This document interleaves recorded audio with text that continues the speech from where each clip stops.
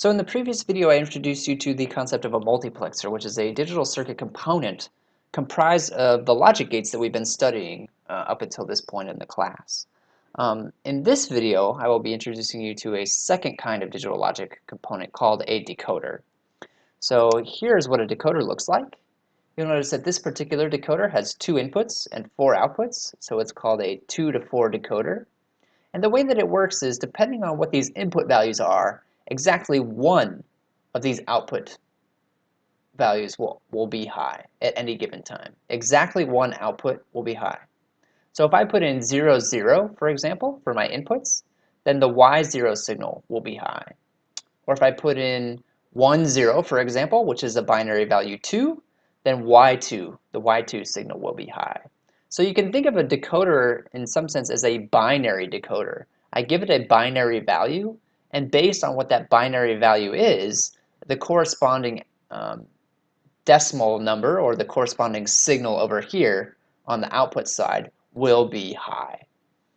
So there, again, like a multiplexer, there is a relationship between how many inputs and outputs I have for this particular component.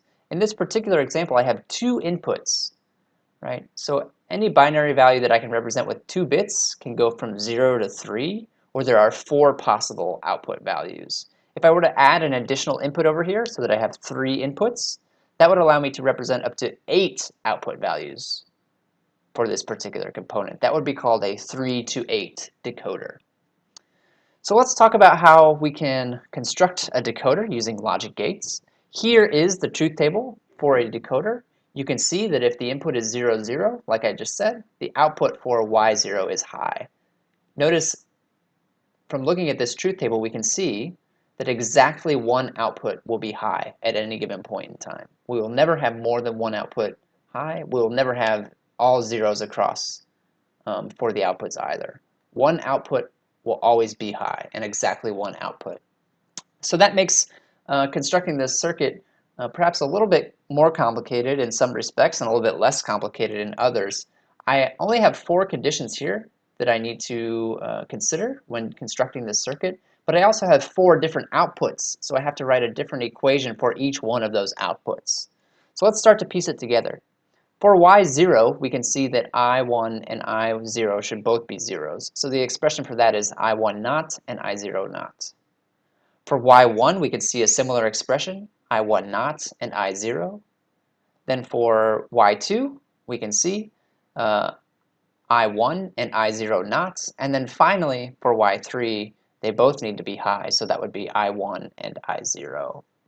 So now we just need to construct a circuit using these particular equations. Such a circuit might look something like this.